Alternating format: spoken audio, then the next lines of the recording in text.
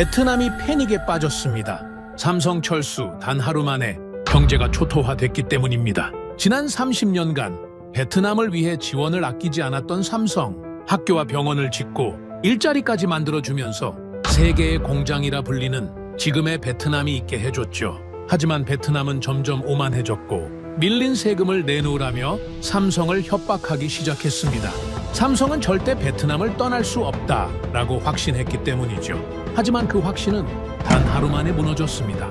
절대 못 떠날 거라던 삼성은 하루 만에 철수를 선언했고 베트남은 15조 원의 손해를 떠안으며 국가 부도 위기에 처했습니다. 도대체 무슨 일이 벌어진 걸까요? 한 나라의 경제를 붕괴시킨 한국 기업의 단호한 결단, 지금 시작합니다. 30조 원짜리 공장이 하루아침에 고철이 됐습니다. 영혼이 증발해버렸죠. 기계는 멀쩡했습니다. 로봇팔 1200대가 그대로 서 있었고 클린룸도 먼지 하나 없이 깨끗했죠. 그런데 아무것도 움직이지 않았어요. 소프트웨어가 사라졌거든요. 라이선스 키가 삭제되고 클라우드 연결이 끊어진 순간 30조 원짜리 최첨단 시설은 거대한 강철 관짝이 됐습니다. 한국인들이 한 겁니다. 스위치 하나로요. 제 이름은 데이비드 벤스, 보스턴 글로벌 스트래티지의 수석 파트너였습니다. 25년간 월스트리트에서 기업을 사고팔며 쌓아올린 경력이 있었죠. 그 경력 전부를 걸고 완벽한 덫을 설계했어요. 30조 원의 매몰 비용. 이 숫자면 어떤 기업도 꼼짝 못한다고 확신했습니다. 그런데 한국인들은 그 돈을 쓰레기통에 버렸어요. 눈도 깜빡이지 않고요. 이 이야기는 하노이의 그 서늘한 장관실에서 시작됩니다. 에어컨이 18도로 맞춰진 방이었어요. 짙은 쿠바산 시가 연기와 진한 커피 향이 뒤섞여 천장까지 피어올랐습니다. 방 한가운데 놓인 거대한 마호가니 책상은 베트남 산업무역부의 심장이었죠. 레꽝다오 장관은 그 책상 뒤에 앉아 제가 건넨 자료를 훑고 있었습니다. 64세의 노련한 권력자였어요. 전후 복구 세대 출신으로 값싼 노동력과 땅을 내어줘 삼성을 키웠다는 자부심에 단단히 취해 있는 인물이었죠. 자기 말 한마디면 국가의 전기와 수도를 끊을 수 있다는 권력의 단맛이 그 눈빛에 진하게 배어 있었습니다. 장관이 자료를 내려놓더니 갑자기 마호가니 책상을 주먹으로 내리쳤어요. 시가가 재떨이에서 튀어올랐고 커피잔이 흔들렸습니다. 맞은편에 앉아있던 삼성전자 백태현 부사장을 향해 고개를 들이밀었죠. 반도체 패키징 핵심 코드, 즉각 이전하시오. 이건 요청이 아니라 통보요. 장관의 목소리가 서늘한 방 안을 가득 채웠습니다. 기습이었어요. 사전 협의도 공식 서한도 없었습니다.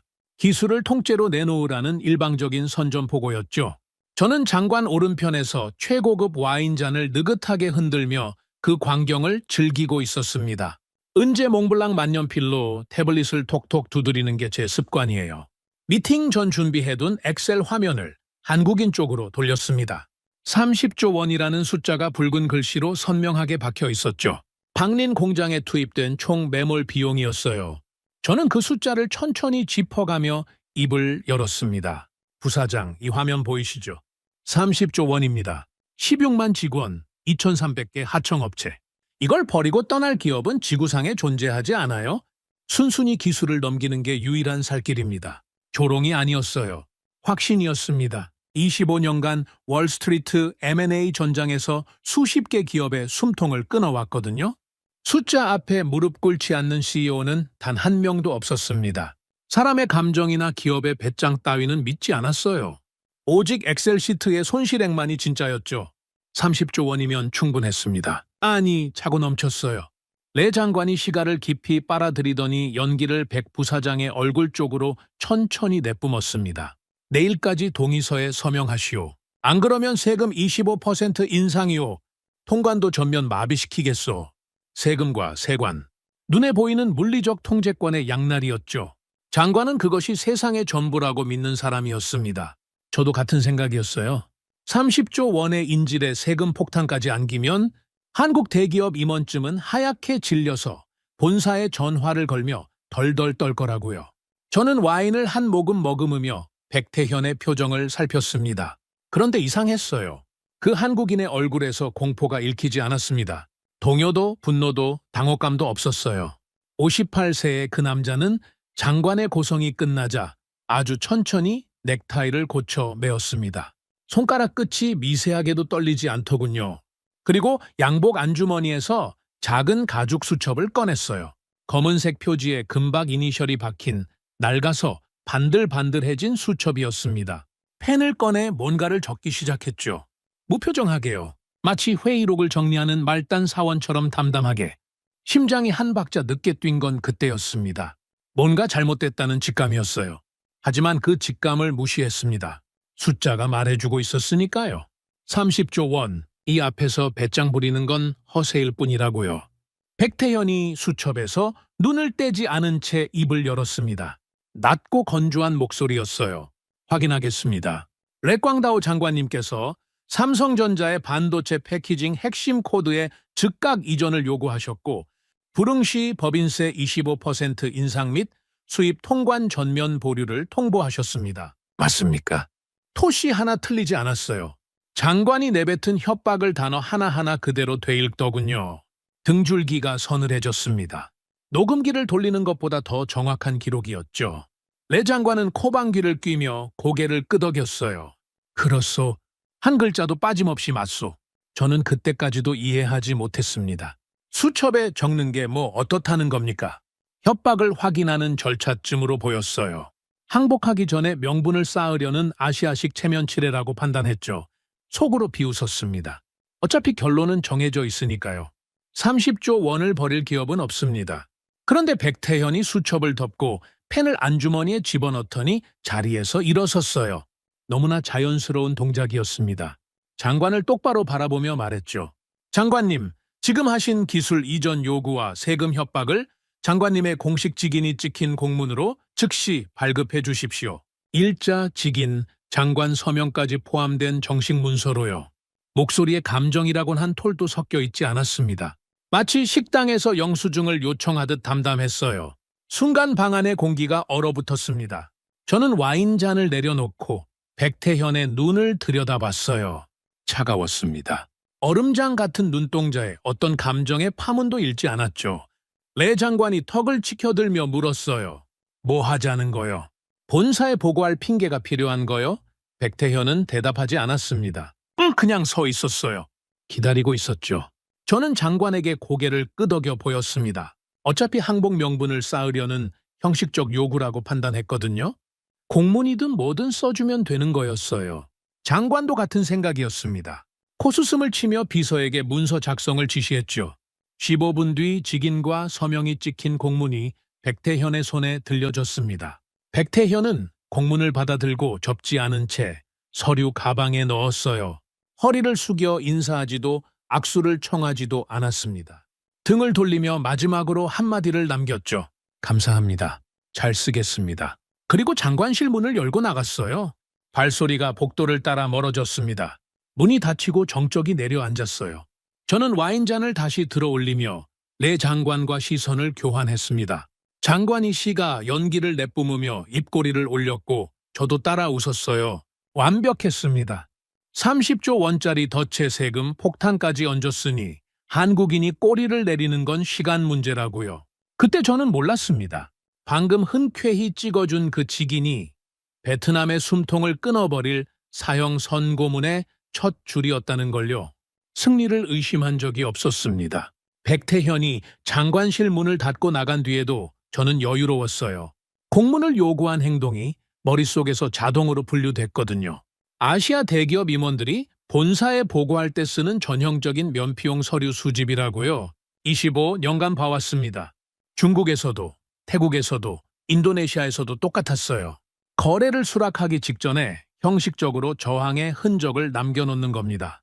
주주들 앞에서 저는 끝까지 싸웠지만 어쩔 수 없었습니다. 라는 대본을 쓰기 위한 소도구에 불과했죠. 다음 날 아침, 저는 특별전략팀 사무실에서 란 사무관을 불렀습니다. 웅구옌 티 란. 32살의 베트남 최고 엘리트였어요. 모니터 2대를 나란히 띄워놓고 밤새 데이터 트래픽을 감시하는 집요한 분석가였죠. 저는 란에게 지시했습니다. 한국 측의 대정부 로비 동선을 전부 추적하고 뇌물 자금 흐름을 샅샅이 뒤지라고요. 아시아에서 위기에 몰린 대기업이 가장 먼저 하는 일은 뇌물입니다.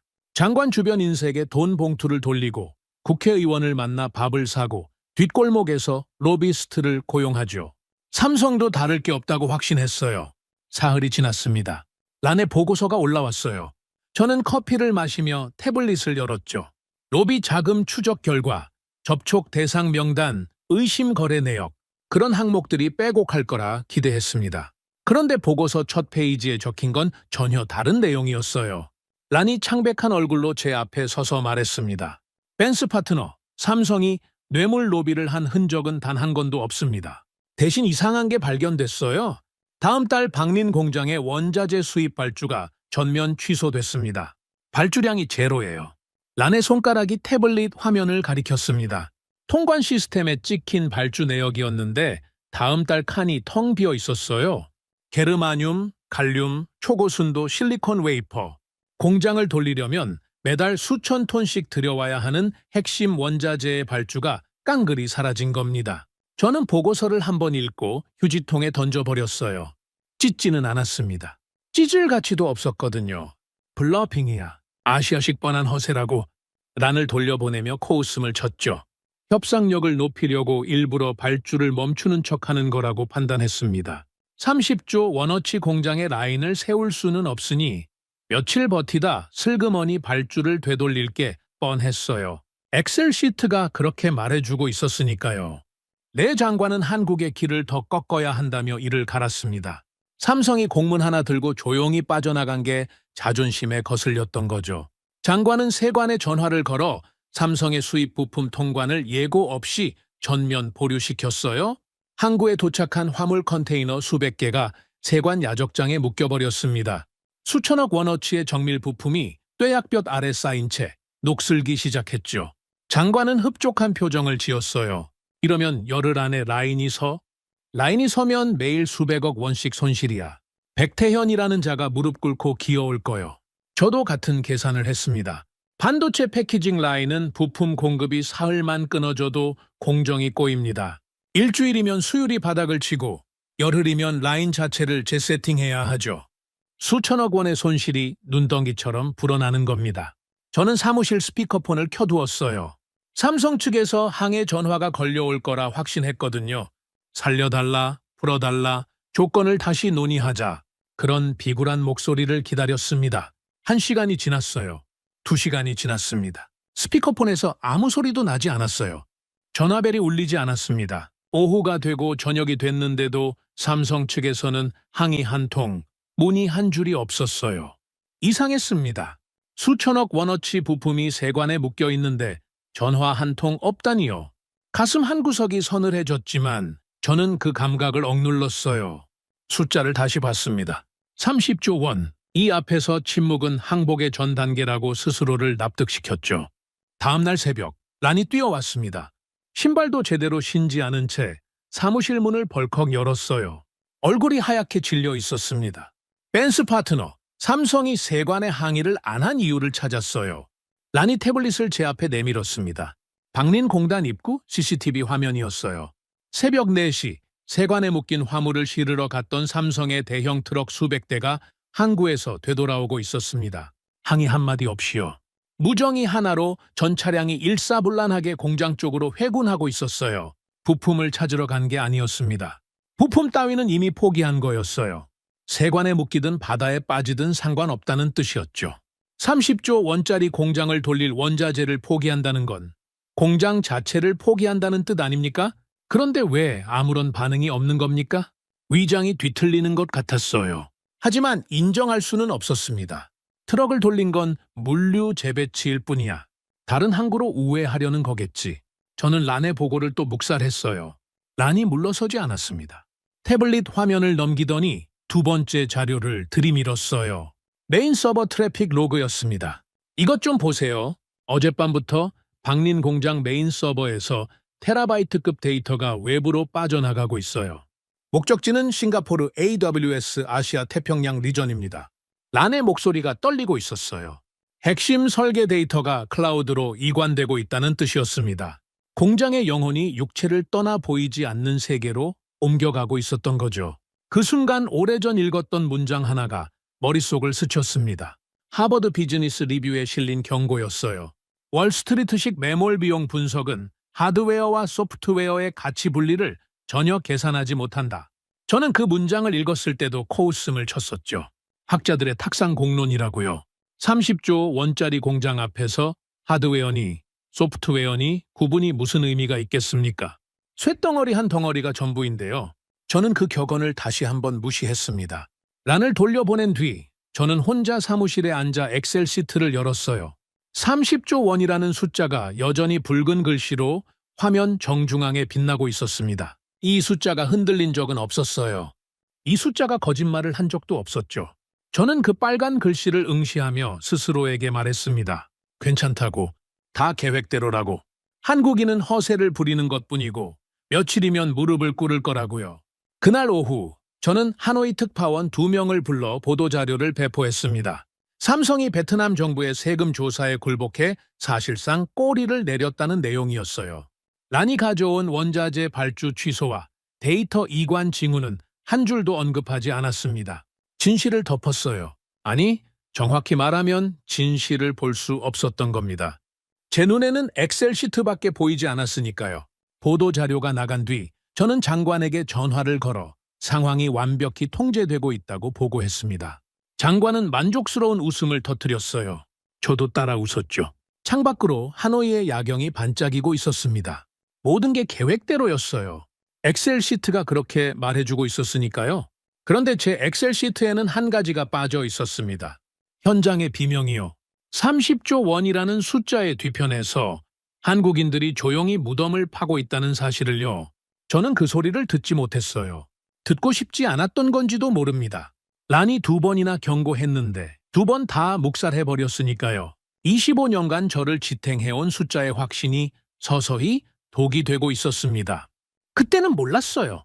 다음 날 장관실 문이 열리는 순간 그 독이 심장을 직격한다는 걸요. 예고 없이 문이 열렸습니다. 노크도 없었어요. 장관실 회의실의 묵직한 참나무 문이 안쪽에서 바깥으로 밀리며 차가운 복도 공기가 쏟아져 들어왔죠. 저는 반사적으로 고개를 돌렸습니다. 내 장관도 시가를 든 채 입구를 바라봤어요. 백태현이었습니다. 어제 공문을 들고 나간 그 한국인이 다시 돌아온 거죠. 그런데 혼자가 아니었어요. 백태현 뒤에 한 사람이 더 서 있었습니다. 금태 안경을 쓴 여성이었어요. 체구는 작았지만 걸음걸이가 달랐습니다. 복도를 걸어오는 동안 한 번도 고개를 숙이지 않았고 시선이 회의실 안쪽을 이미 훑고 있었죠. 강주희 전무, 삼성전자 본사 리스크 관리 및 글로벌 보안 통제를 총괄하는 인물이라는 건 나중에 알았습니다. 그 순간에는 그냥 백태현의 부하 정도로 생각했어요. 본사에서 법무실무자를 데려온 거겠거니 짐작했죠. 저는 오히려 반가웠습니다. 협상 테이블에 사람이 늘었다는 건 양보를 시작할 준비가 됐다는 뜻이니까요. 저는 의자에서 일어나지도 않았어요. 거만하게 웃으며 노트북 화면을 돌렸습니다. 밤새 준비한 파워포인트가 띄워져 있었죠. 단계적 기술 이전 타협안이라는 제목이 상단에 걸려 있었어요. 핵심 코드를 한꺼번에 넘기는 대신 3년에 걸쳐 단계별로 이전하고 그 기간 동안 삼성의 경영권은 부분적으로 보장해주겠다는 내용이었습니다. 저는 이게 한국인에게 베풀 수 있는 최선의 온정이라고 생각했어요. 자리에 앉으시죠. 본사분도 함께요. 서로 윈윈할 수 있는 안이 준비돼 있습니다. 백태현은 대답하지 않았어요. 의자를 당기지도 않았습니다. 서 있었죠. 강주희 전무도 마찬가지였어요. 금태 안경 너머로 제 파워포인트 화면을 딱 한 번 흘겨봤는데 시선이 머무른 시간이 1초도 안 됐습니다. 내용을 읽은 게 아니었어요. 존재 자체를 무시한 거였죠. 강 전무의 오른손이 움직였습니다. 검은색 서류 가방에서 묵직한 갈색 봉투 하나를 꺼내더니 마호가니 테이블 한가운데로 밀어 넣었어요. 던지듯이요. 봉투가 테이블 위를 미끄러져 레 장관의 시가 잿더리 바로 앞에서 멈췄습니다. 저는 본능적으로 봉투를 집어들었어요. 무게가 있었습니다. 일반 서신이 아니었죠. 봉투 입구에 봉인을 뜯고 서류를 꺼냈습니다. 첫 페이지 상단에 붉은색 코드가 찍혀 있었어요. RIQ-24. 그 아래 영문과 한국어가 병기돼 있었습니다. 글로벌 자산 청산 및 철수 실행 명령서. 삼성전자 이사회 긴급 결의 승인 완료. 손끝이 차가워졌어요. 페이지를 넘겼습니다. 30조 원 손해배상 청구 근거 조항. 국제상사 중 재원 최소, 예고문, 베트남 정부 귀책 사유 입증 자료 목록, 철수 절차 타임라인, 빽빽한 텍스트가 20여 페이지에 걸쳐 인쇄돼 있었죠. 이건 협상안이 아니었습니다. 사형 선고문이었어요. 표정을 관리해야 했습니다. 25년간 훈련받은 대로요. 하지만 손가락이 종이 위에서 미세하게 떨렸어요. 서류를 내려놓으며 강 전무를 올려다봤습니다. 금태 안경 너머의 눈빛은 완벽하게 건조했어요. 감정이 거세된 듯한 눈이었습니다. 강 전무가 양복 안주머니에서 은장펜을 꺼내더니 서류의 특정 페이지를 펼쳤어요. 그리고 입을 열었습니다. 첫째, 반도체 핵심 코드 강제 이전 요구 즉각 철회. 둘째, 방린공단 전력 공급 정상화 및 세관 통관 보류 해제. 셋째, 삼성전자 독자 경영권 10년 무조건 보장. 강 전무의 목소리는 기계음 같았어요. 높낮이가 없었습니다. 감정의 떨림도, 분노의 열기도, 호소의 간절함도 없었죠.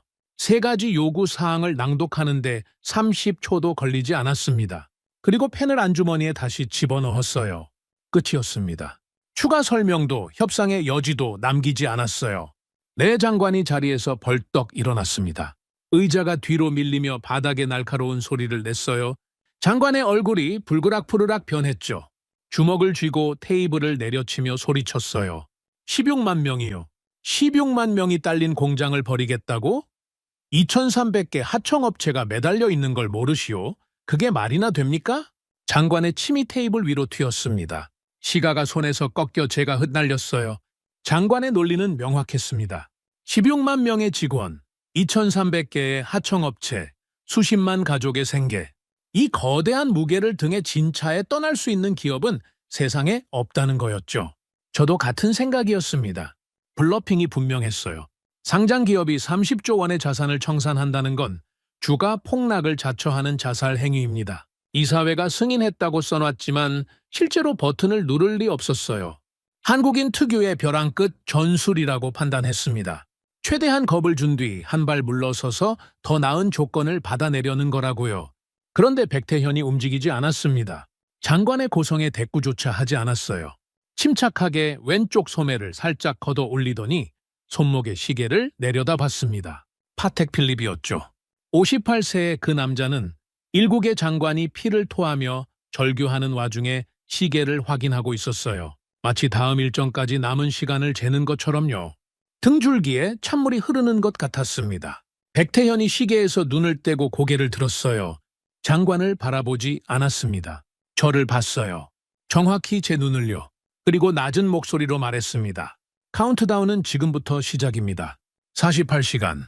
그게 전부였어요. 48시간. 단 두 단어. 백태현은 몸을 돌렸습니다. 강 전무가 먼저 문 쪽으로 걸어갔고 백태현이 뒤를 따랐어요. 문이 닫혔습니다. 발소리가 복도를 따라 멀어졌죠.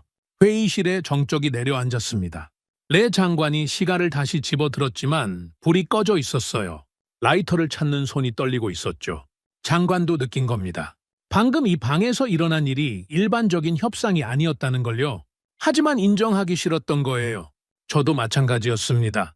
저는 테이블 위에 놓인 갈색 봉투를 다시 집어들었습니다. 20여 페이지의 서류를 처음부터 다시 읽었어요. 붉은 코드, 이사회 결의 일자, 손해배상 청구 조항, 철수 타임라인. 읽으면 읽을수록 심장이 조여왔습니다. 형식이 완벽했거든요. 블러핑용 서류는 이렇게 만들지 않습니다. 국제중재 전문 로펌이 몇 달에 걸쳐 다듬어야 나올 수 있는 정밀도였어요. 이건 어전을 만든 게 아니었습니다. 한국인들은 이미 오래전부터 이 시나리오를 준비하고 있었던 겁니다. 그때 깨달았어야 했어요. 서류의 무게가 말해주고 있었으니까요. 하지만 저는 봉투를 내려놓으며 고개를 저었습니다. 30조 원이에요. 30조 원. 이 숫자를 버릴 수 있는 인간은 없습니다. 엑셀 시트가 그렇게 말해주고 있었어요. 제 유일한 성경이 그렇게 가르쳐 왔으니까요. 저는 장관을 바라보며 말했습니다. 블러핑입니다. 48시간 뒤에 전화가 올 거예요. 조건을 낮춰달라고요. 레 장관이 새식에 불을 붙이며 고개를 끄덕였습니다. 연기가 천장을 향해 피어올랐어요. 저도 몽블랑 만년필을 집어들고 태블릿을 톡톡 두드렸습니다. 습관대로요. 아무 일도 없었다는 듯이요. 하지만 만년필을 쥔 손가락 끝이 축축했어요. 땀이었습니다. 25년 만에 처음 느끼는 종류의 땀이었죠. 그 사실을 저는 애써 모른 척했습니다. 벽시계의 초침이 움직이고 있었어요. 48시간이라는 숫자가 공기 중에 떠다니는 것 같았습니다. 그 숫자만큼은 엑셀 시트에 적혀 있지 않았어요. 카운트다운 36시간 전이었습니다. 저는 새벽 4시에 눈이 떠졌어요. 잠을 제대로 잔 게 아니었죠. 호텔 침대에서 뒤척이다 포기하고 노트북을 열었습니다. 백태현이 남기고 간 그 숫자가 천장에 붙어 있는 것 같았거든요. 48시간, 아니 이제 36시간이었습니다. 저는 스스로에게 말했어요. 이건 블러핑이라고, 한국인이 먼저 손을 내밀 거라고. 하지만 가만히 기다리는 건 제 스타일이 아니었습니다. 25년간 월스트리트에서 살아남은 방법은 단 하나였어요. 먼저 치거나 먼저 거래하거나. 저는 이메일을 작성했습니다. 받는 사람은 백태현. 제목은 수정 제안이었어요. 내용은 단순했습니다. 핵심 코드 이전을 5년간 유예하겠다는 타협안이었죠. 즉각 이전 대신 5년이면 한국인의 체면도 서고 베트남 정부도 결과적으로 기술을 확보하니 양쪽 다 살 수 있는 거래라고 생각했어요. 저는 이게 상당한 양보라고 확신했습니다. 월스트리트 기준으로 상대방에게 5년이라는 시간을 주는 건 거의 자선에 가까운 거였으니까요. 발송 버튼을 눌렀습니다. 수신 확인이 즉각 떴어요. 상대방의 메일함에 도착했다는 표시였죠. 그리고 기다렸습니다. 1시간, 3시간, 6시간, 아무 일도 일어나지 않았어요. 답장이 없었습니다. 전화도 없었죠. 문자 한 줄, 비서를 통한 전원 한마디도 돌아오지 않았어요. 수신 확인은 떴으니 읽긴 읽었을 겁니다. 그런데 아무런 반응이 없었어요. 완벽한 침묵이었습니다. 무시. 저를 협상 파트너로조차 취급하지 않겠다는 뜻이었죠. 위장이 뒤틀렸습니다. 분노가 아니었어요. 25년간 수십 개 기업의 CEO와 마주 앉아왔는데 이메일을 씹힌 건 태어나서 처음이었거든요. 적어도 거절이라도 해야 정상 아닙니까? 관심 없다는 한 줄이라도요. 그런데 아무것도 없었어요. 존재 자체를 지워버린 겁니다. 은재 만년필을 쥔 손에 힘이 들어갔습니다. 태블릿을 두드리는 소리가 점점 거칠어졌죠. 레 장관에게 전화를 걸었습니다. 상황을 보고하는 대신 장관의 자존심을 건드렸어요. 장관님, 한국 측이 우리의 타협 제안을 완전히 무시했습니다. 답장도 전화도 아무것도 없었어요. 계산된 보고였습니다. 레 꽝다오라는 사람의 급소가 어디인지 25년 경력이면 한눈에 보이거든요. 예상대로 장관이 폭발했어요. 전화기 너머로 마호가니 책상을 내리치는 소리가 들렸습니다. 감히 무시를? 이 땅에서 내 허락 없이 숨 쉬는 외국 기업은 없어! 장관의 목소리가 찢어질 듯 울렸죠. 저는 장관이 흥분할수록 속으로 안도했어요. 분노한 장관은 더 강하게 압박할 테고 압박이 거세지면 한국인은 결국 무릎을 꿇을 수밖에 없으니까요.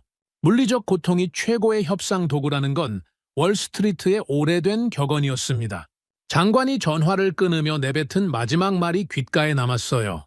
한국의 길을 꺾어버리겠소. 오늘 오후 2시 방린공단 전력 30%를 끊어버릴 거요. 전력 차단. 심장이 한 박자 빠르게 뛴 건 사실입니다. 하지만 거부하지 않았어요. 오히려 효과적이라고 판단했죠. 반도체 패키징 라인은 전력이 30%만 빠져도 수율이 폭락합니다. 클린룸의 온도와 습도가 흐트러지면 웨이퍼 수천 장이 쓰레기가 되거든요. 매 시간 수백억 원의 손실이 쌓이면 48시간이고 뭐고 한국인이 뛰어나올 수밖에 없다고 확신했습니다. 그때 란이 사무실 문을 두드렸어요. 응구옌 티란. 창백한 얼굴에 눈 밑이 검게 내려앉아 있었습니다. 밤을 꼬박 샌 게 분명했죠. 란은 제 앞에 서더니 목소리를 낮춰 말했어요. 벤스 파트너, 제발 장관님을 말려주세요. 의도적 단전은 국제투자협약 위반입니다. 베트남 정부의 귀책 사유가 됩니다. 삼성에게 완벽한 철수 명분을 쥐어주는 겁니다. 란의 눈가가 젖어 있었어요. 목소리가 떨리고 있었습니다.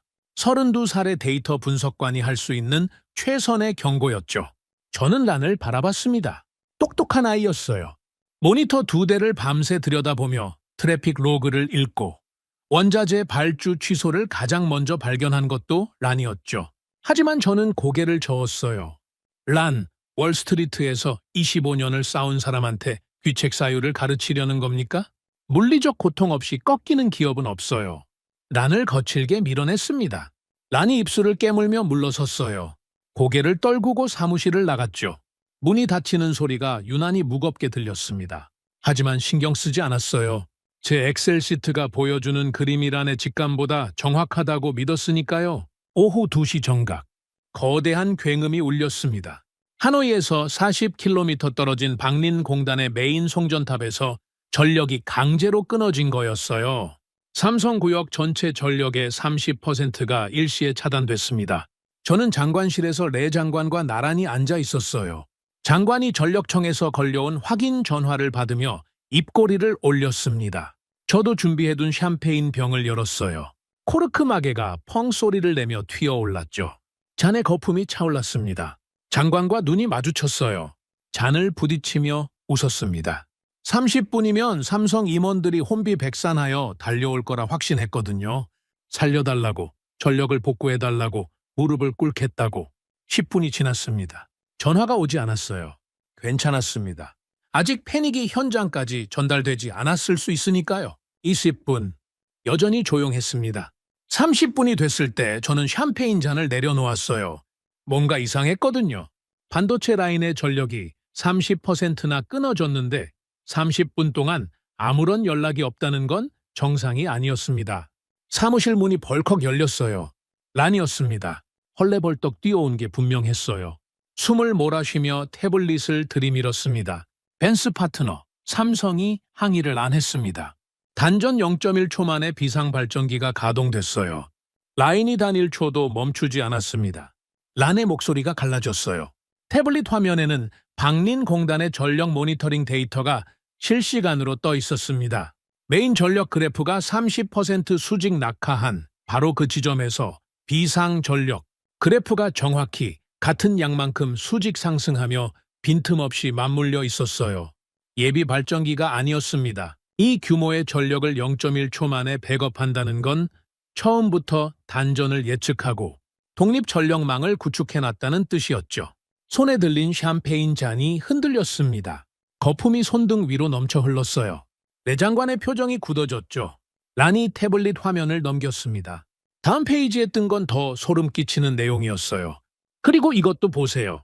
단전이 실행된 바로 그 시각, 삼성 법무팀이 드론, 대화 캠코더 7대를 동원해서 송전탑 일대를 촬영하고 있었습니다.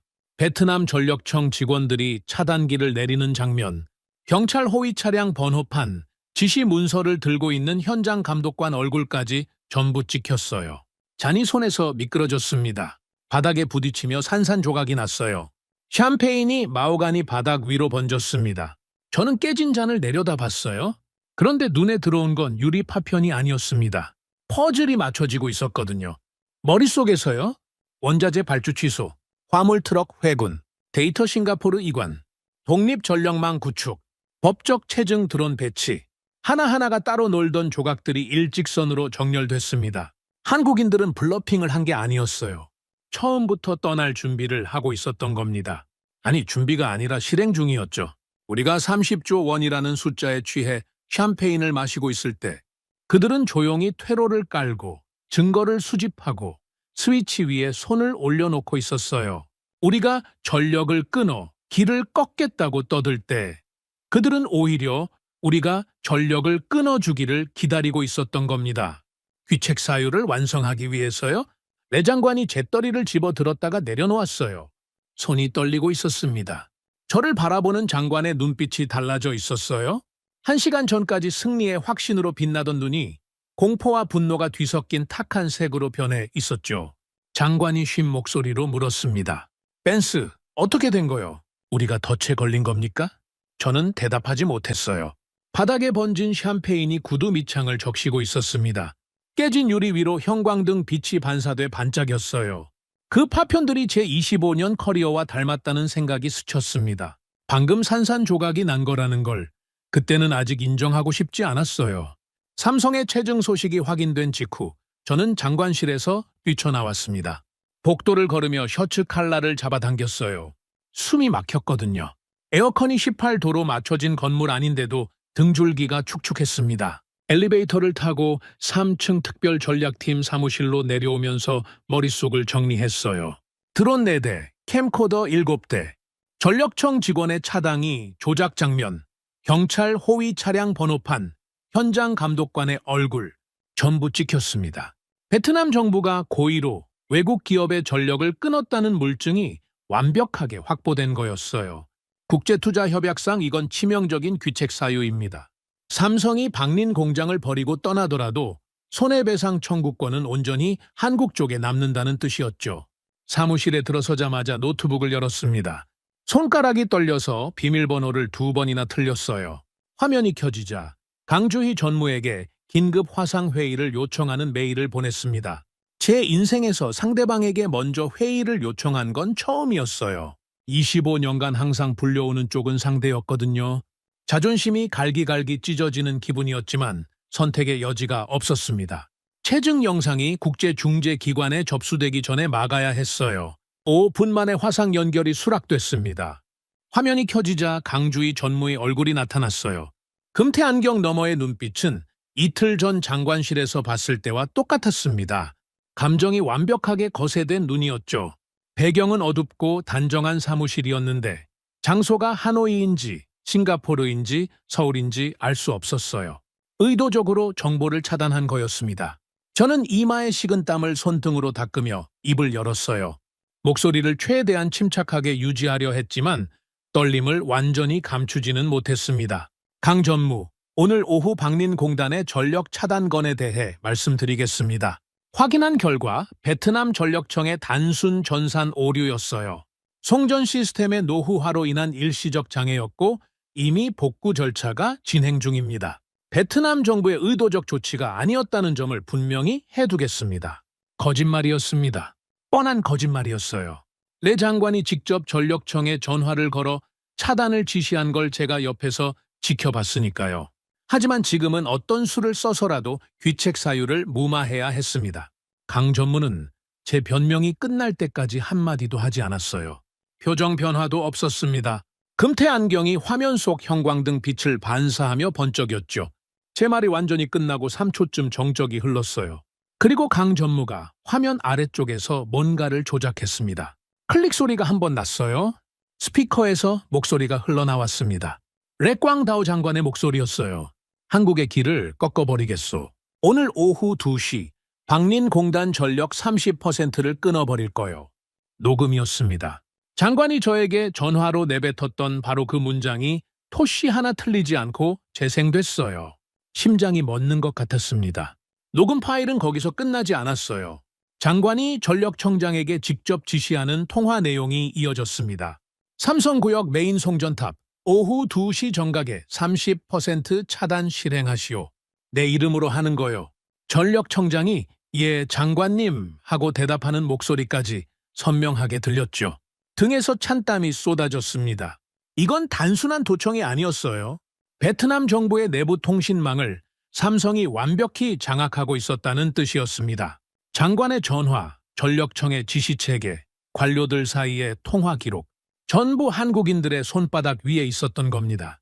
저는 화면을 바라보며 입을 열었지만 소리가 나오지 않았어요. 목구멍이 바짝 마른 차에 굳어버렸죠. 녹음이 끝나자 강 전무가 화면을 전환했습니다. 붉은색 하이라이트가 칠해진 문서가 떠올랐어요. 글로벌 보안 협약서 제7조 2항. 삼성이 베트남에 투자할 때 체결한 양자 투자 보호 협정의 핵심 조항이었습니다. 강 전무가 입을 열었어요. 여전히 기계음 같은 건조한 목소리였죠. 현지 정부의 고의적 자산 통제, 전력 차단, 세금 보복 등 부당한 조치가 입증될 경우 투자자는 모든 손해배상 페널티에서 면제되며 즉시 자산 청산권을 행사할 수 있다. 국제상사중 재원의 판례가 적용된 조항이었습니다. 강 전무는 이 조항에 비공식 코드명을 덧붙였어요.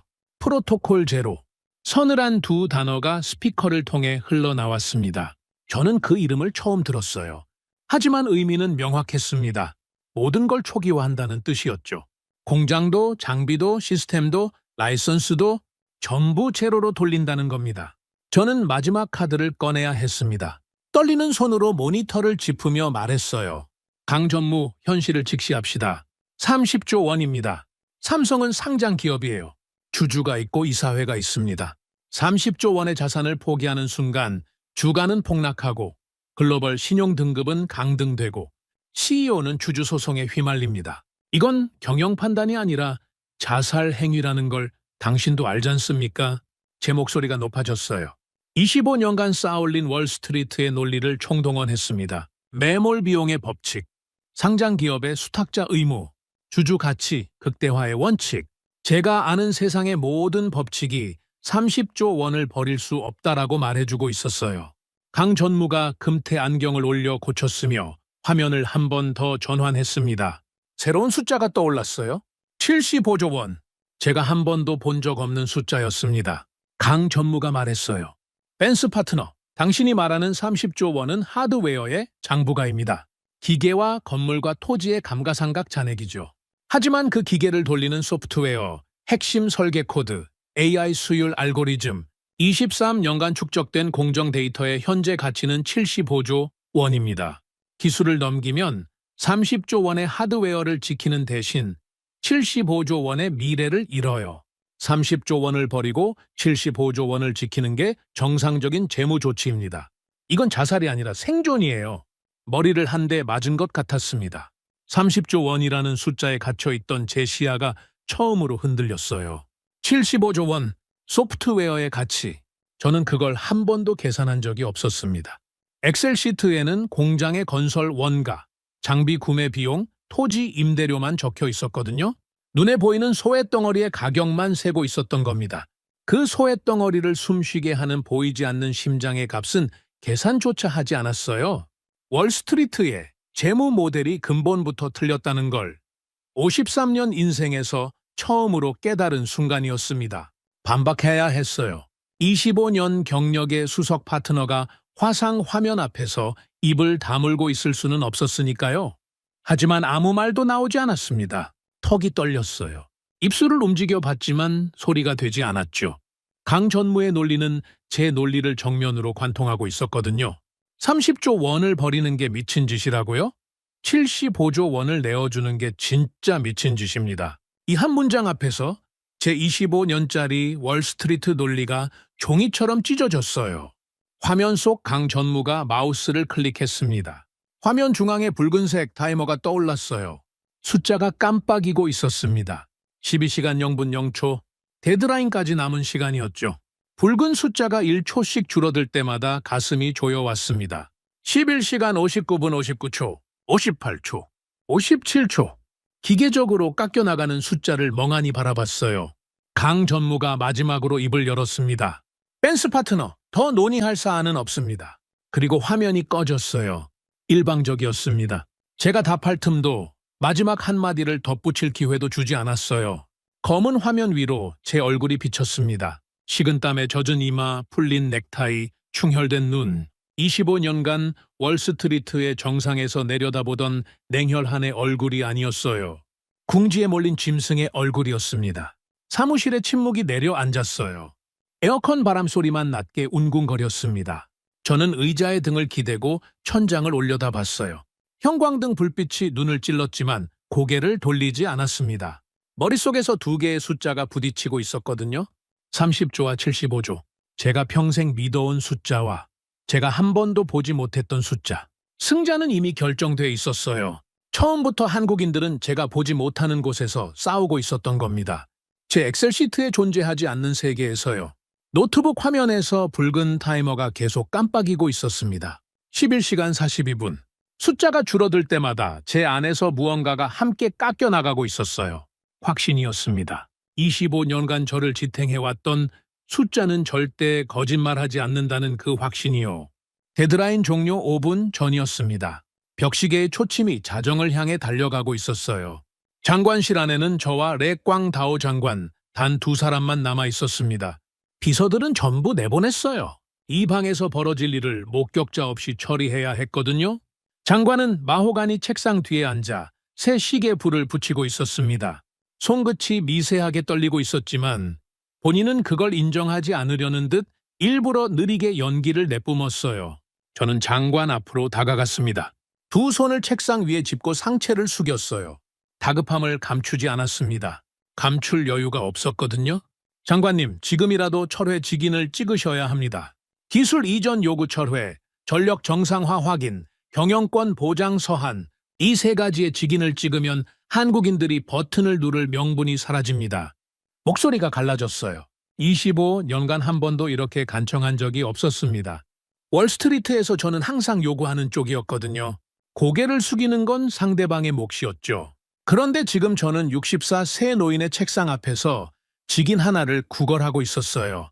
레 장관이 시가 연기를 내뿜으며 저를 올려다봤습니다.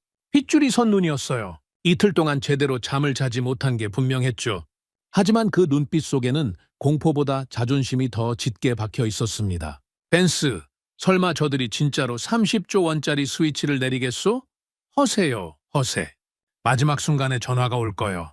장관의 입에서 나온 말은 사흘 전 제가 했던 말과 글자 하나 다르지 않았어요. 블러핑이라고요.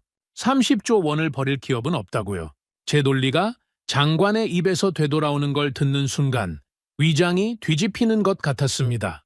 장관님, 저는 장관의 멱살을 잡아야 할지 말아야 할지 순간 고민했어요. 그러다 정말로 잡았습니다. 톰 포드 수트 칼라가 구겨지는 것도 외교적 결례라는 것도 신경 쓸 겨를이 없었어요. 장관의 넥타이 매듭을 움켜쥐고 흔들며 소리쳤습니다. 직인을 찍으세요. 지금 당장요. 3분 남았습니다. 레 장관이 제 손을 거칠게 뿌리치며 자리에서 벌떡 일어났어요.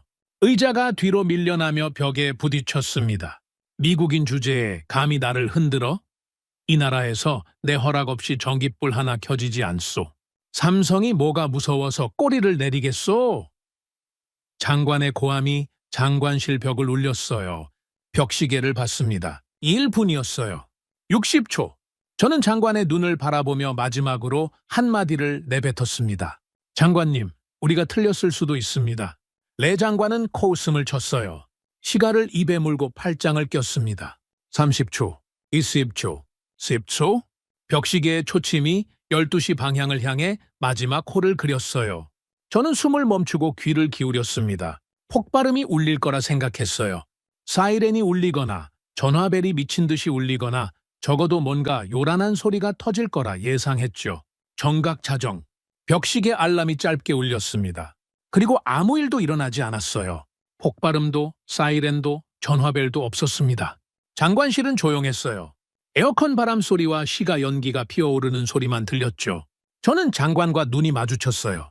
장관의 입꼬리가 다시 올라가려 했습니다. 봤지? 허세였다고. 그 표정을 지으려는 순간이었죠. 전화벨이 울렸어요. 장관 책상 위에 직통 전화였습니다. 내 장관이 수화기를 들었어요. 란이었습니다. 은구연 타이란. 박린 공단 현장에 파견돼 있던 란의 목소리가 스피커를 통해 장관실에 울렸어요. 울먹이고 있었습니다. 장관님, 박린 공단 삼성구역의 로봇팔 1200대가 전부 멈췄습니다. 일제히요. 동시에 축 늘어졌어요. 클린룸 제어 시스템도 꺼졌고 물류 컨베이어도 정지했습니다. 공장 전체가 숨을 멈췄어요. 소름이 돋았습니다. 요란한 폭발이나 파괴가 아니었어요. 소리 없이 숨이 끊어진 거였죠. 1200대의 로봇팔이 동시에 축 늘어진 모습을 상상했어요. 24시간 내내 정밀하게 웨이퍼를 집어 올리고 회전하고 내려놓던 강철팔들이 일제히 힘을 잃고 축 처진 거였습니다. 마치 생명체의 심장이 한꺼번에 멎은 것처럼요. 소리 없는 죽음이었어요. 레 장관의 얼굴에서 혈색이 빠졌습니다. 시가가 손가락 사이에서 미끄러져 카펫 위로 떨어졌어요. 장관은 그걸 줍지도 않고 수화기를 움켜쥐었죠. 공항을 폐쇄해. 삼성 직원 전원 출국 금지야. 경찰 특공대를 동원해서 박린 서버실을 당장 장악하란 말이야. 장관이 쉰 목소리로 고함을 질렀습니다. 수화기를 내려놓고 전력청, 경찰청, 출입국 관리소에 연달아 전화를 돌리기 시작했어요. 손이 벌벌 떨려서 번호를 3번이나 잘못 눌렀죠. 30분 뒤 소식이 들어왔습니다. 란이 다시 전화를 걸어왔어요. 이번에는 울음이 아니라 탈진한 목소리였습니다. 무장특공대가 박린 서버실에 진입했습니다. 그런데 장관님, 안에 아무도 없어요. 삼성의 핵심 인력은 이미 떠난 뒤였습니다. 12시간 전, 그러니까 오늘 전고쯤 조용히 전세기 2대에 나눠 타고 하노이를 빠져나간 거였어요. 데드라인 종료를 기다린 게 아니었습니다. 절반이 남은 시점에 이미 빠져나갔던 겁니다. 남아있던 건 현지 채용 말단 관리자 2명뿐이었어요. 서버실 책상 위에는 포맷이 완료된 하드디스크 28개가 가지런히 정렬돼 있었다고 했습니다. 기계를 때려 부순 게 아니었어요. 방화를 저지른 것도 아니었습니다. 장비에 흠집 하나 내지 않았어요. 로봇스팔 1200대, ASML 노광 장비, 어플라이드 머티어리얼즈의 초정밀 증착기, 수조 원짜리 장비들이 먼지 하나 없이 그 자리에 서 있었습니다. 그런데 전부 쓸모없는 고철이었어요. 소프트웨어가 삭제됐거든요. 공정을 제어하는 AI 알고리즘, 수율을 최적화하는 머신러닝 모델, 23년간 축적된 핵심 설계 데이터, 기계의 영혼이라 할 수 있는 모든 것이 증발해버렸습니다. 단 1바이트의 유출도 없이, 단 1초의 흔적도 남기지 않고요. 30조 원짜리 최첨단 공장이 거대한 강철 껍데기로 전락하는 데 걸린 시간은 정확히 1초였어요. 저는 노트북 앞에 앉아 있었습니다. 무의식적으로 메인 대시보드에 접속을 시도했어요. 한 달 전까지만 해도 저는 이 대시보드를 통해 박린 공장의 실시간 가동률, 수율, 데이터, 물류 현황을 한눈에 볼 수 있었거든요. 베트남 정부 특별 고문에게 부여된 열람 권한이었습니다. 로그인 화면이 떴어요. 아이디와 비밀번호를 입력했습니다. 엔터를 눌렀죠. 화면 중앙에 붉은색 텍스트가 떠올랐습니다. 라이선스 키 삭제 완료, 클라우드 연결 해제, 접속 불가. 손가락이 얼어붙었어요. 관리자 권한으로 복구를 시도했습니다. 비상 백업 프로토콜을 실행하려 했어요. 키보드를 두드렸지만 명령어가 먹히지 않았습니다. 화면에는 단 한 줄의 텍스트만 반복됐어요. 최상위 권한 없음, 최상위 권한 없음, 최상위 권한 없음. 키보드가 먹통이었습니다. 마우스를 클릭해도 커서가 움직이지 않았어요. 화면 전체가 그 붉은 글씨로 뒤덮여 있었죠. 주먹이 먼저 움직였습니다. 모니터를 내리쳤어요. 액정이 갈라지며 검은 줄이 퍼졌습니다. 한 번 더 쳤어요. 화면이 절반으로 찢어졌지만 붉은 글씨는 여전히 깜빡이고 있었습니다. 최상위 권한 없음, 제 손등에서 피가 났어요. 유리 파편이 박힌 거였죠. 통증을 느끼지 못했습니다. 아무것도 느끼지 못했어요. 머릿속이 하얘졌거든요. 그제야 전체 그림이 보였습니다. 처음부터 한국인들은 30조 원짜리 공장을 인질이라 생각한 적이 없었어요. 저만 그렇게 생각한 거였습니다.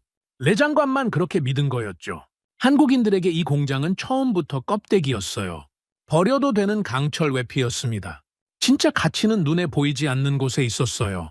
싱가포르 클라우드 서버에 보관된 데이터, 엔지니어들의 머릿속에 담긴 노하우, 어떤 해킹으로도 복제할 수 없는 암호화된 라이선스 키, 그것이 진짜 심장이었고 한국인들은 그 심장만 품고 유유히 걸어 나간 겁니다. 저는 피 묻은 손으로 얼굴을 감쌌어요. 25년간 저를 지탱해왔던 세계가 무너지고 있었습니다. 숫자는 거짓말하지 않는다는 믿음이요. 엑셀 시트 위에 30조 원은 분명히 존재했어요. 건물도, 장비도, 토지도 그 자리에 있었습니다. 그런데 그 숫자가 지키고 있던 건 영혼이 빠져나간 시체였어요. 저는 시체의 몸무게를 재며 살아있다고 우긴 거였습니다.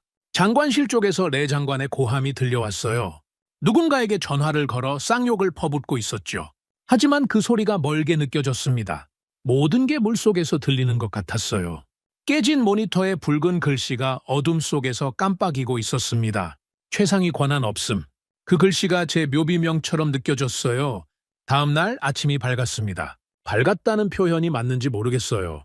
저에게는 어둠이 거치지 않은 채 햇빛만 들이닥친 것 같았거든요. 호텔 방이 아니라 특별 전략팀 사무실 소파에서 눈을 떴습니다. 언제 잠들었는지도 기억나지 않았어요. 깨진 모니터는 누군가 치워놨고 책상 위에는 란이 놓고 간 듯한 종이컵 커피가 식어 있었죠. 오른손 등에 감긴 붕대가 간밤의 일이 꿈이 아니었음을 말해주고 있었습니다. 태블릿을 집어들었어요. 화면을 켜는 순간 알림이 미친 듯이 쏟아졌습니다. 이메일, 뉴스 속보, 메신저 알림. 수십 개가 한꺼번에 밀려들었죠. 손가락이 굳은 채 화면을 스크롤했어요. 맨 위에 뜬 건 월스트리트 저널의 속보였습니다. 마이클 린치의 이름이 박혀 있었어요. 마이클 린치, 55세. 월스트리트 저널 아시아테크 수석 특파원. 저와 하버드 동문이었습니다. 같은 해에 입학했지만 전혀 다른 길을 걸은 사람이죠. 저는 월스트리트로 갔고 린치는 언론으로 갔어요. 동문 모임에서 마주칠 때마다 린치는 제 얼굴을 보며 비아냥거렸습니다. 숫자만 세는 머신이라고요. 저도 린치를 경멸했어요. 펜대나 굴리는 겁쟁이라고요. 20년 넘게 서로의 약점을 꿰뚫고 있는 앙숙이었죠. 기사 제목이 눈에 꽂혔습니다. 저는 태블릿을 두 손으로 움켜쥐었어요. 린치의 특종이었습니다.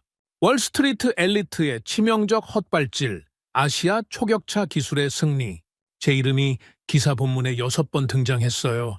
보스턴 글로벌 스트래티지의 수석 파트너 데이비드 벤스가 설계한 30조 원짜리 재무적 덫이 한국 기업의 소프트웨어 통제력 앞에 박살났다고 적혀 있었습니다. 베트남 정부의 고의적 전력 차단까지 상세하게 보도됐어요. 체증 드론 영상의 캡처 사진이 기사에 삽입돼 있었죠. 린치가 어디서 그 자료를 구했는지는 물을 필요도 없었습니다. 한국인들이 건넨 거였어요. 처음부터 언론전까지 계산에 넣어뒀던 겁니다. 손에서 태블릿이 미끄러질 뻔했어요. 붕대 감긴 오른손에 힘을 주고 다시 쥐었습니다. 가슴이 터질 것 같았어요. 분노인지 수치심인지 구분이 되지 않았습니다. 린치가 20년간 기다려온 순간이었겠죠.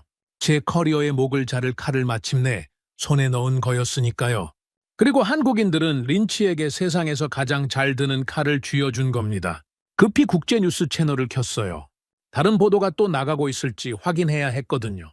화면이 전환되자 저는 자리에서 얼어붙었습니다.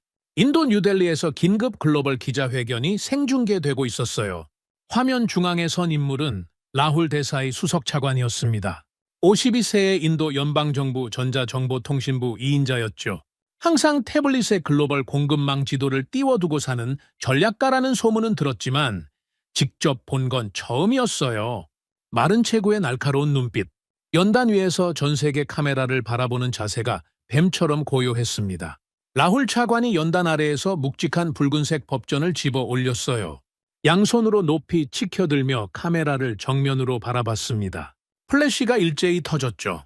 법전 표지에 금박으로 인쇄된 제목이 화면에 클로즈업 됐어요. 삼성 초격차 보호특별법. 저는 소파에서 벌떡 일어났습니다. 두 눈을 비비고 화면을 다시 봤어요. 착각이 아니었습니다. 라훌 차관의 육성이 동시 통역을 통해 영어로 흘러나왔어요. 베트남이 외국 기업의 전력을 끊으며 갑질하던 바로 그 3일 동안 인도 의회는 철야 회의를 열었다고 했습니다. 여당뿐만이 아니었어요. 라훌 차관이 야당 지도부까지 직접 찾아가 설득했다고요. 3일간 잠을 자지 않고 의원 한 명 한 명을 만나 멱살을 잡듯 밀어붙인 겁니다. 결과는 삼성 100% 독자 경영 보장 및 법인세 50년 완전 면제 특별법, 날치기 통과였어요. 반대표가 단 3표였다고 했습니다. 라훌 차관이 법전을 내려놓으며 마이크에 입을 가까이 대고 말했어요. 가장 위대한 자본은 쇳덩어리 공장이 아닙니다. 그것을 숨쉬게 하는 법치입니다. 인도는 오늘 그 법치를 증명했습니다. 차관의 목소리가 기자회견장을 울렸어요. 기자들의 카메라 셔터 소리가 폭우처럼 쏟아졌죠. 화면이 전환됐습니다. 뉴델리 총리 관저 앞이었어요. 백태현 부사장과 인도 총리가 나란히 서 있었습니다. 악수하는 사진이 찍히고 있었어요. 그 아래 자막이 떠올랐죠. 삼성 인도 하이데라바드에 15조 원 규모 신규 반도체 단지 투자 확정. 두 사람의 악수가 굳건했어요. 백태현의 표정은 하노이 장관실에서 봤을 때와 똑같았습니다. 무표정, 감정 하나 섞이지 않은 얼굴. 그런데 그 무표정이 인도 총리 옆에 선이 전혀 다른 의미로 읽혔어요. 승자의 여유였습니다. 다리에 힘이 풀렸어요. 소파에 주저앉았습니다. 3일이었어요. 고작 3일. 베트남이 전력을 끊고 세관을 막고 세금을 협박하며 갑질하던 그 3일 동안 인도는 국가의 법률을 뜯어 고쳤습니다. 의회를 열고 야당을 설득하고 표결하고 공포까지 마쳤어요. 한국 기업 하나를 유치하기 위해 나라의 법을 3일 만에 바꿔버린 겁니다. 그것도 50년짜리 면세 조건을 걸면서요. 저는 엑셀 시트를 한 번도 의심한 적이 없었습니다. 30조 원이라는 숫자가 한국인을 영원히 묶어둘 거라고 확신했어요. 그런데 세상은 제 엑셀 시트 밖에서 움직이고 있었습니다. 한국인들이 공장을 비우는 동안 인도는 공장을 채울 준비를 끝내놨어요. 제가 샴페인을 따르는 동안 라훌 차관은 야당 의원의 팔을 비틀고 있었죠. 제 시계가 48시간을 세는 동안 세상의 판은 이미 완전히 뒤집혀 있었던 겁니다. 뉴스 채널이 베트남 호찌민 증시로 전환됐습니다. 개장 타종이 울리자마자 주가 그래프가 수직으로 곤두박질 쳤어요. 5분 만에 서킷 브레이커가 발동됐습니다. 거래가 전면 중단됐죠. 화면에 붉은색 경고등이 미친 듯이 깜빡였어요. 외국인 자금이 썰물처럼 빠져나가고 있었습니다. 달러당 동화 가치가 시간 단위로 폭락했어요.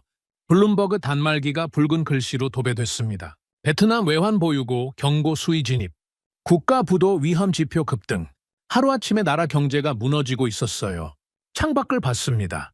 산업무역부 건물 3층 창문 너머로 거리가 내려다 보였어요. 처음에는 점처럼 보였습니다. 사람들이었어요. 수십 명이 수백 명이 됐고 수백 명이 수천 명이 됐죠. 공단 쪽에서 쏟아져 나오고 있었어요. 작업복을 입은 사람들이었습니다. 기름때 묻은 남색 작업복과 안전화를 신은 노동자들이 거리를 가득 메우며 부처 쪽으로 몰려오고 있었어요. 맨 앞에 서서 구호를 외치는 사람이 보였습니다. 60대 남성이었어요. 거친 손에 확성기를 쥐고 있었죠. 팜스 반하이, 박린공단 현지 협력업체 비상대책위원장이라는 이름을 저는 나중에 알았습니다. 20년간 삼성에 부품을 납품하며 맨손으로 기업을 일군 사람이라고 했어요. 50만 명이라는 숫자가 뉴스 자막에 떠올랐습니다.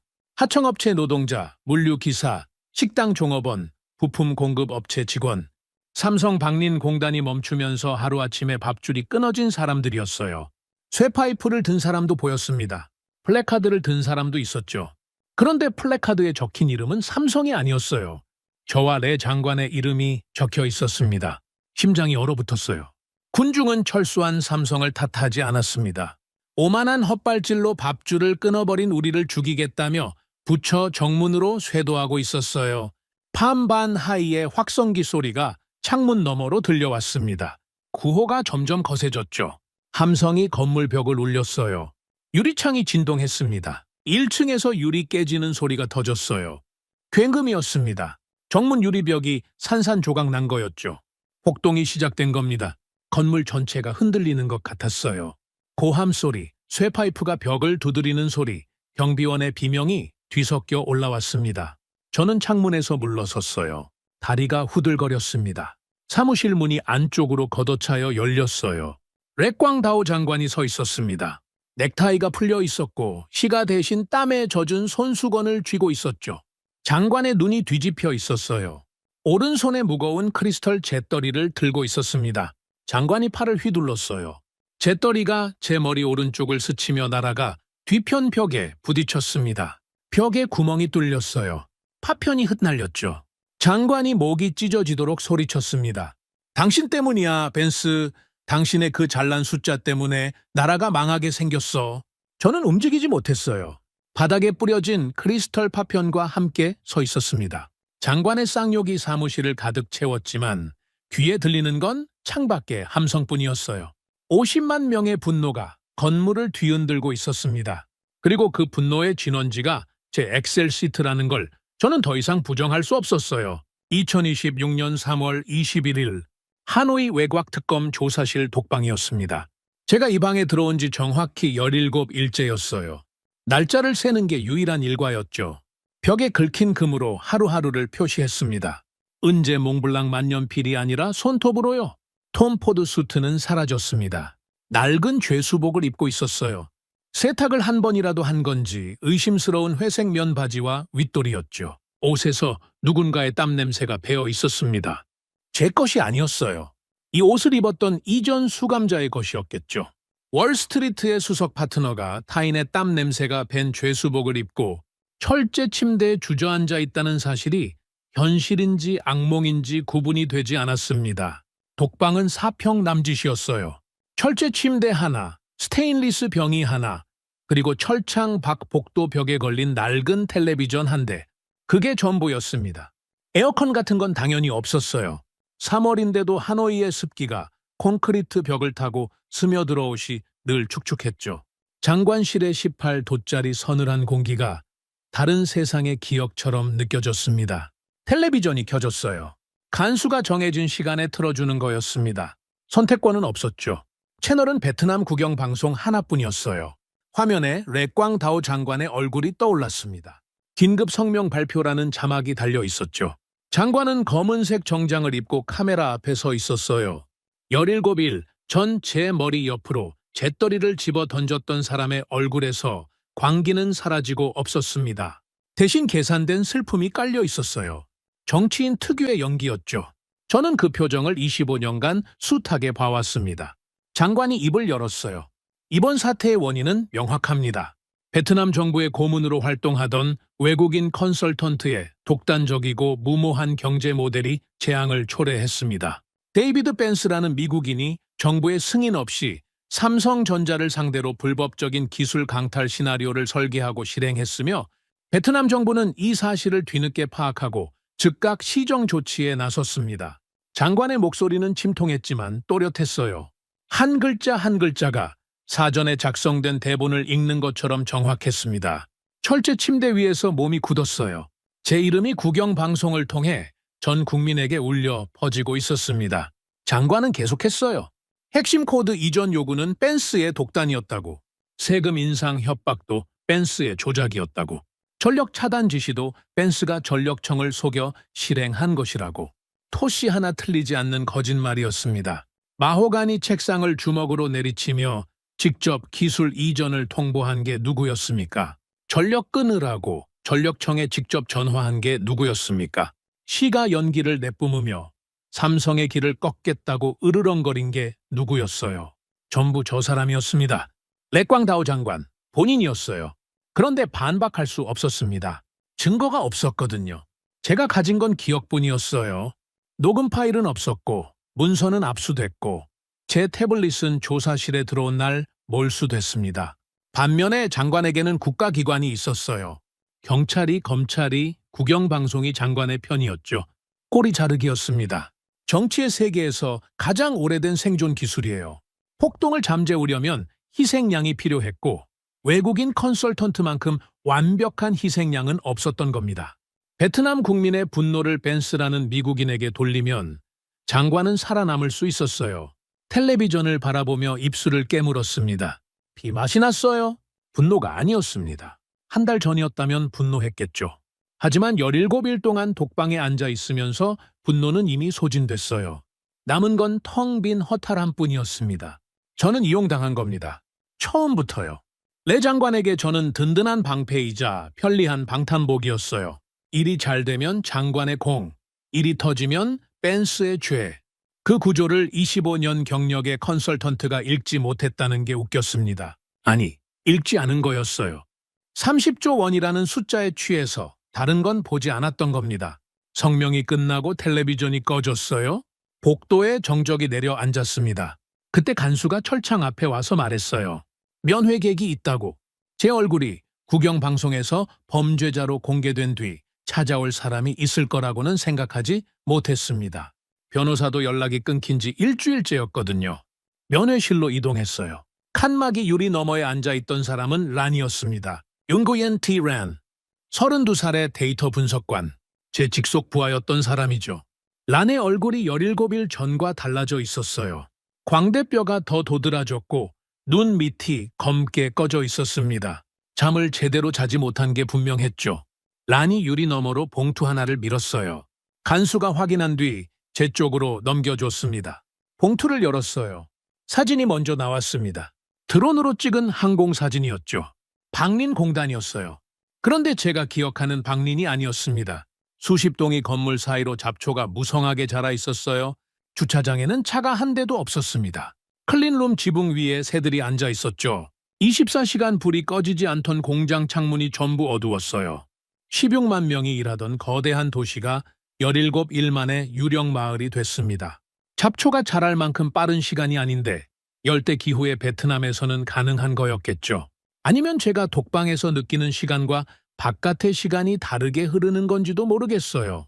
사진 아래에 서류가 있었습니다. 2300개 하청업체의 연쇄, 부도 내역서였어요. 기업명, 대표자명, 종업원 수, 부도 일자, 미지급 임금 총액, 숫자들이 빼곡하게 나열돼 있었습니다. 한 장, 두 장, 세 장, 27페이지에 달했어요. 2300개의 기업이 도미노처럼 쓰러진 기록이었죠. 마지막 페이지에는 실직자 총계가 적혀 있었습니다. 50만 2417명, 그 숫자를 읽는 순간 시야가 흐려졌어요. 란이 유리 너머에서 입을 열었습니다. 당신의 그 잘난 엑셀 시트 덕분에 50만 명이 길거리에 나앉았어요. 하버드 졸업장이 위로가 되길 바랍니다. 벤스 파트너. 서늘한 목소리였어요. 떨림도 없고 동정도 없었습니다. 원자재 발주 취소를 보고했을 때, 데이터 이관을 경고했을 때, 전력 차단을 막아달라고 절규했을 때, 3번이나 경고했는데 3번 다 밟아뭉갠 상사를 바라보는 눈빛이었죠. 저는 반박할 수 없었습니다. 입술을 깨물었어요. 은재 몽블랑 만년필을 쥔 손이 떨리고 있었습니다. 독방에 들어올 때 유일하게 소지를 허락받은 물건이었어요. 잉크는 진작에 말라 있었지만 버리지 못하고 있었죠. 란이 자리에서 일어섰어요. 마지막 면회였다는 걸 직감했습니다. 란이 돌아서며 한마디를 더 남겼어요. 삼성은 신경도 안 쓰고 있어요. 인도에서 새 공장 짓느라 바쁘거든요. 당신을 기억하는 사람은 아무도 없어요. 벤스 파트너. 란의 뒷모습이 면회실 문 너머로 사라졌습니다. 독방으로 돌아왔어요. 철제 침대에 앉았습니다. 란이 건넨 봉투를 무릎 위에 올려놓고 드론 사진을 다시 꺼내봤어요. 잡초가 뒤덮인 박림공단, 불이 꺼진 클린룸, 대형 빈 주차장. 이 고철 무덤을 만든 건 한국인들의 스위치가 아니었습니다. 제 오만이었어요. 저는 손에 쥔 만년필을 내려다봤습니다. 25년간 함께한 몽블랑이었어요. 이 펜으로 수십 건의 M&A 계약서에 서명했고 수십 개 기업의 운명을 갈랐죠. 은재 몸통에 제 이니셜이 새겨져 있었습니다. 잉크가 말라버린 만년필. 더 이상 아무것도 쓸 수 없는 펜이었어요. 저와 똑같았습니다. 바닥에 내던졌어요. 펜이 콘크리트 바닥에 부딪히며 날카로운 소리를 냈습니다. 은색 뚜껑이 구석으로 굴러갔죠. 그리고 노트를 꺼냈어요. 독방에서 유일하게 허락된 종이였습니다. 제가 25년간 성경처럼 믿어왔던 매몰 비용의 법칙이 적힌 페이지를 찾았어요. 제 필체로 빼곡하게 적힌 수식과 원칙들. 48시간이면 무릎을 꿇는다. 물리적 고통은 최고의 협상 도구다. 숫자 앞에 배짱은 없다. 페이지를 잡고 찢었습니다. 갈기갈기 찢었어요. 종이 조각이 허공에 흩날렸습니다. 독방의 탁한 공기 속에서 하얀 파편들이 천천히 바닥으로 내려앉았어요. 거대한 철문이 닫히는 소리가 울렸습니다. 간수가 복도를 지나가며 잠금 장치를 걸었겠죠. 공! 무겁고 최종적인 소리였어요. 저는 철제 침대에 등을 기대고 눈을 감았습니다. 이 순간에도 박림공단의 로봇팔 1200대는 축 늘어진 채 서 있을 겁니다. 영혼이 빠져나간 강철팔들이요. 잡초가 기계 사이를 비집고 올라오고 있겠죠. 쥐들이 클린룸 바닥을 달리고 있을 거예요. 30조 원짜리 최첨단 시설이 자연에 삼켜지고 있을 겁니다. 제가 설계한 완벽한 덫이었어요. 30조 원의 매몰 비용이라는 어떤 기업도 빠져나올 수 없는 재무적 감옥이었습니다. 그런데 한국인들은 감옥죄로 버렸어요. 철창을 부수고 나간 게 아니었습니다. 철창은 그대로 둔 채 영혼만 빼내갔어요. 저는 빈 감옥을 붙잡고 이겼다고 외쳤던 겁니다. 그리고 지금 그 빈 감옥 안에 갇혀 있는 건 삼성이 아니라 저였어요. 종이 조각 하나가 무릎 위로 내려앉았습니다. 찢어진 노트의 파편이었어요. 반쯤 찢어진 글씨가 읽혔죠. 숫자는 거짓말하지 않는다. 맞는 말이었어요. 숫자는 거짓말하지 않았습니다. 거짓말한 건 숫자가 전부라고 믿은 저였어요. 오늘 이야기 어떠셨나요? 다음 영상에서 더욱 감동적인 우리 한민족의 이야기로 찾아뵙겠습니다. 여러분 시청해 주셔서 감사합니다. 행복한 하루 되시길 바랍니다.